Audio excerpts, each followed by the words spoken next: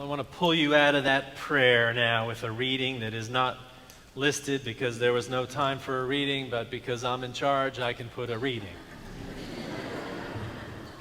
And it is the commencement address by Eric Idle of Monty Python given at Whitman College in 2013, as we are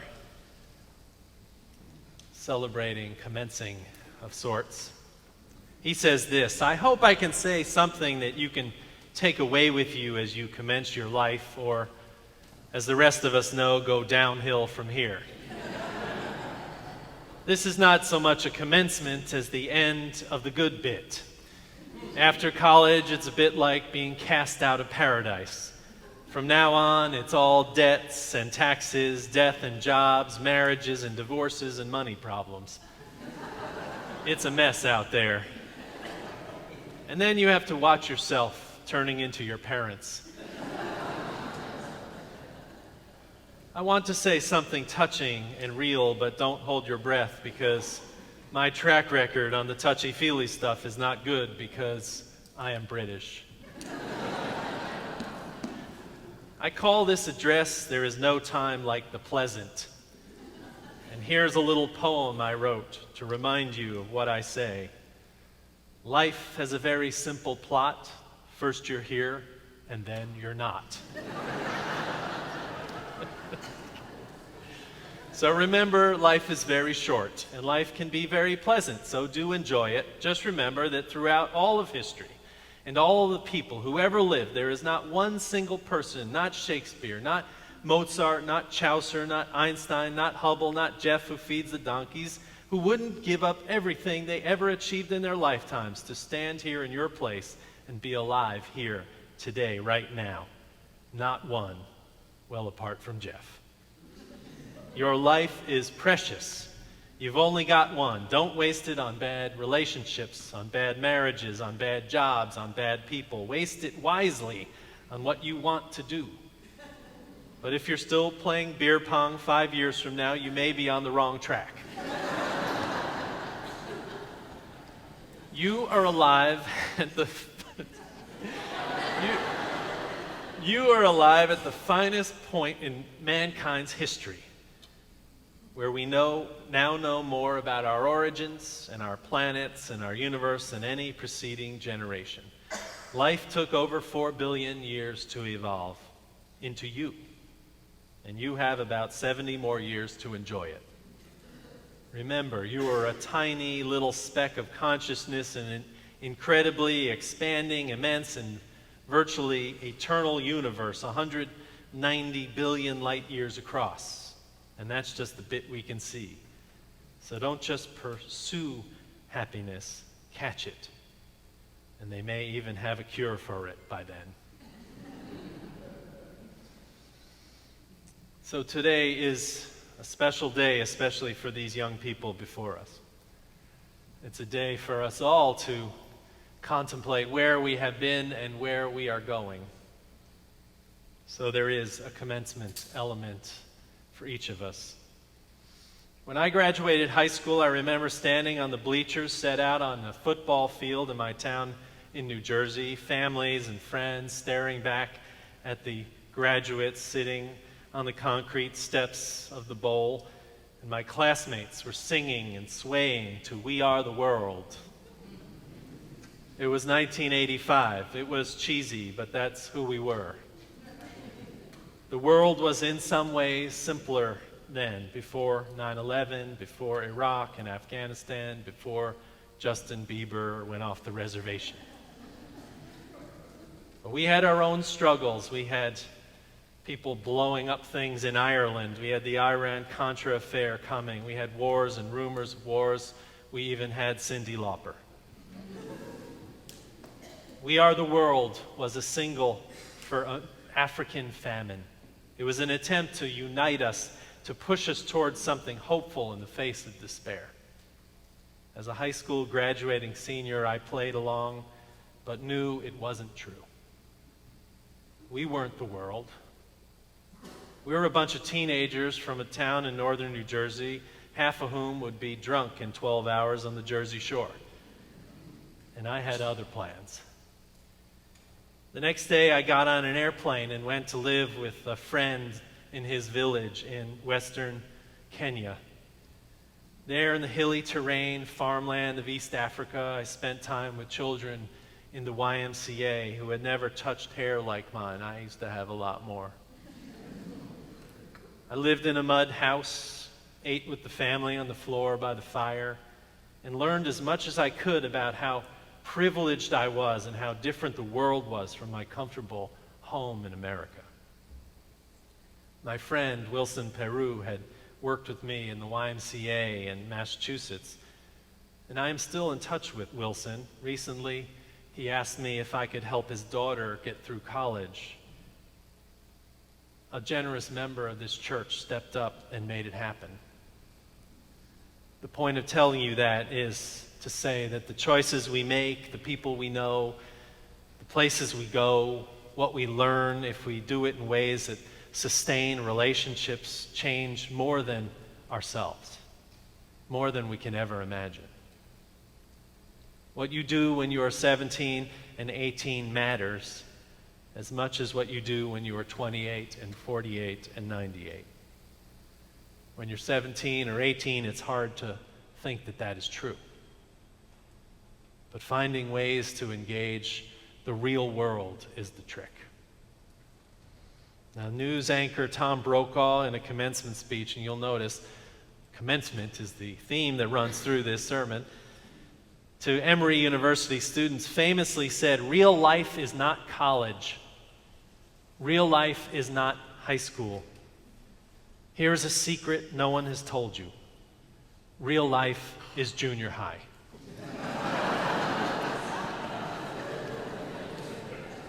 I thought about that, and I think he is partially right. You probably develop your deepest commitments in junior high school when it was harder. As you leave high school, you have a lot to look forward to. A lot of new things are ahead of you. When you're in junior high school, you have very little to look forward to and a lot more to fight for. And so your commitments are formed. But all of us have commitments, and we can make new commitments. We can look forward also. One of the best commencement addresses I ever heard was a simple, short address by Steve Jobs in 2005 at Stanford. He said at the end, "Stay hungry, stay foolish." Good advice. So today we honor these high school seniors and remind them that we are home for them. We remind them to be good representatives of us in the world. That in and of itself is a tall order. When I was 17, I couldn't even be a representative of myself, no less my church. I was so unaware at 17 that lashing out or leaping before looking or talking before thinking was par for the course. I wasn't so much a wrecking ball for others, but for my own life, and everyone else took their chances. Looking back, I wonder how I made it at all. What I needed was wisdom. What I had was wise people all around me, but not the ears to hear or the eyes to see. What I needed was not commencement speeches or "we are the world," but commencing of a life that had direction. And so today I want to share some wisdom about that. Eric Utney, who lived with the Hadza people in Tanzania some years ago, these are the original people of the Rift Valley, with ancestors going back 30,000 years to the Australopithecus, those of you who studied anthropology. He boiled down what he learned from these people into three aspects of wisdom. He said, withhold judgment, listen to your elders, and don't fear death. This is a good list. It's a religious list. Many of the lessons here in church boil down to the same things. Many of life's trials boil down to the same things. Let me expand. Withhold judgment. This is an age-old religious affirmation Matthew chapter 7 and the first verse says, "Do not judge, or you too will be judged." For the Jews of the time and for Jesus and his followers, judgment was for God alone, and to preempt God's judgment was folly. Of course, they knew, as we do, that judgment happens so often in life, even so immediately.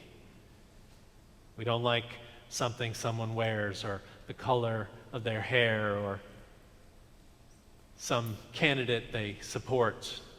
And immediately with judgment, we create hierarchy with, of course, ourselves above and the other below.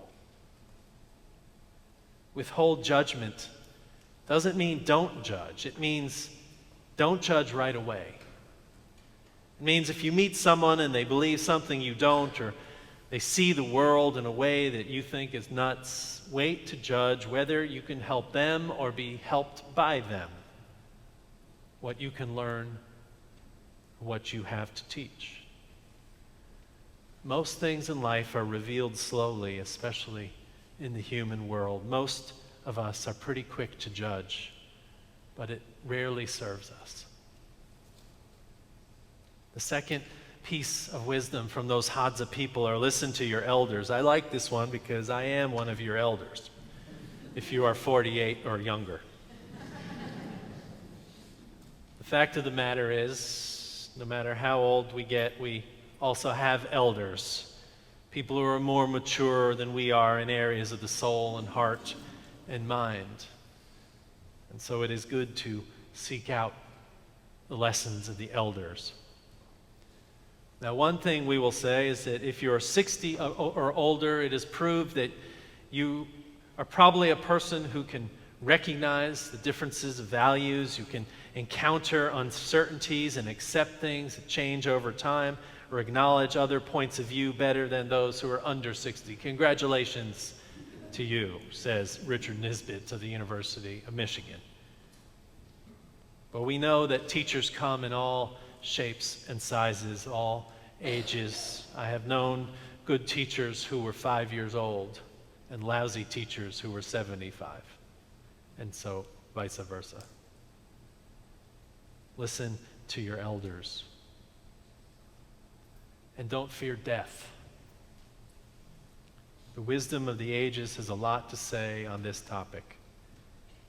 George Melly, an English singer and writer and cartoonist, said, "I don't fear death, I'm a fatalist, although I would rather death came as a shock to me."